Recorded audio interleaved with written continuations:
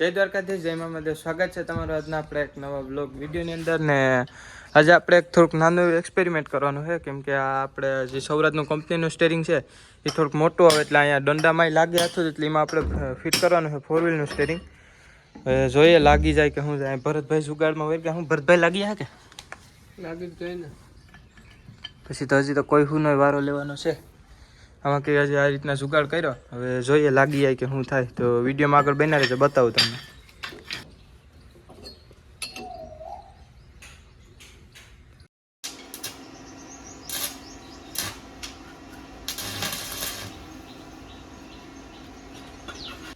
હાલો, તો આપણે કઈ નામાં મથતા હતા, જુગાડ કરતા હતા.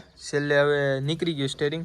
છેલ્લે ધોબરમાં વેલ્ડિંગ મારીને બોલ નાખ્યો હતો, હવે નીકળી ગયું સ્ટેરિંગ. હવે આ સડાવી જાય, પેલા એ ખોલવું પડશે કે ઉપર.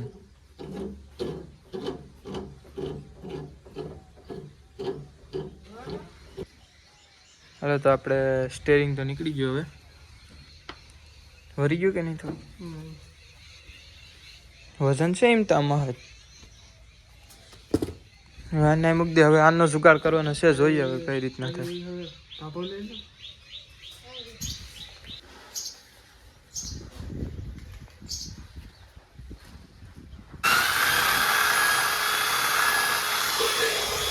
તો આપણે સ્ટેરિંગ તો આ રીતના ફિટ થઈ ગયો. હજી બેહાડવાનું બાકી છે. આ તો ખાલી ચેક કર્યું આપણે કે બેસે કે નથી બેસતું. હવે ભરતભાઈમાં વોરનની વાયરિંગ કરે, ત્યાં અહીંયાથી વોરન વાગશે. આપણે હવે વોરનની વાયરિંગ થઈ જાય પછી મળીએ, આગળ બતાવું તમને કઈ રીતના હું છું. તો આપણે ઘણી મહેનત પછી આપણે ફિટ તો થઈ ગયો સ્ટેરિંગ. ત્યાં ભરતભાઈ ફેરવો હતા.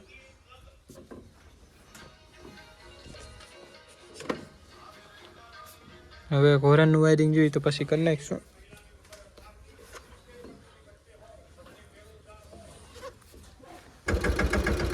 તો તમે હવાની ક્લિપમાં જોયું તો એમ કે આપણે સૌરાજમાં સ્વિફ્ટનું સ્ટેરિંગ ફિટ કરતા હતા. થોડી મહેનત તો પડી પણ થઈ ગયું, એક નંબર થઈ ગયો. હવે વળી હોય રેડી જાય. સ્વિફ્ટ ચોકડી સૌરાજ રાઈટ. હજી આમાં વોરનનું વાયરિંગ પણ કરવાનું બાકી છે, એ એક થઈ જાય એટલે રેડી. તો કેવું લાગ્યું સૌરાજનું સ્વિફ્ટનું સ્ટેરિંગ સૌરાજમાં, એ કમેન્ટ કરીને કહી દેજો જરાક. તો આપણે સ્ટેરિંગનું તો આખું કામ પતી ગયું. સ્ટેરિંગ નાખી દીધું, ફિટ પણ થઈ ગયું હરખું. ને હવે આપણે આ દાંતીની કહીનું થોડુંક કામ કરવાનું છે. કહ્યું નવી નાખવાનું છે. કહ્યું તો લેતા આવ્યા આપણે, હવે નાખી દઈએ. આ જૂનું કહ્યું કાઢવી પડશે, નીકળી ગયું. 2-3 બાકી છે, કાઢી ને નવી નાખી દઈએ.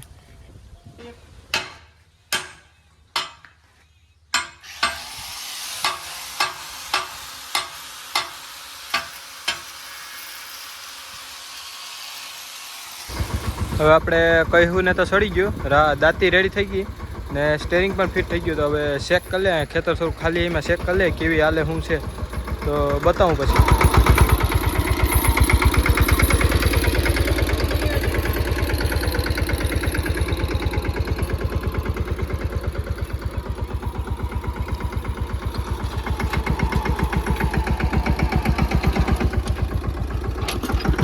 હજી તો સેટિંગ કરવાનું પણ બાકી છે.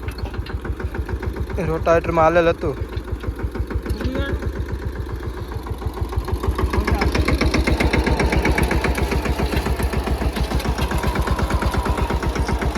એક નંબર આવે.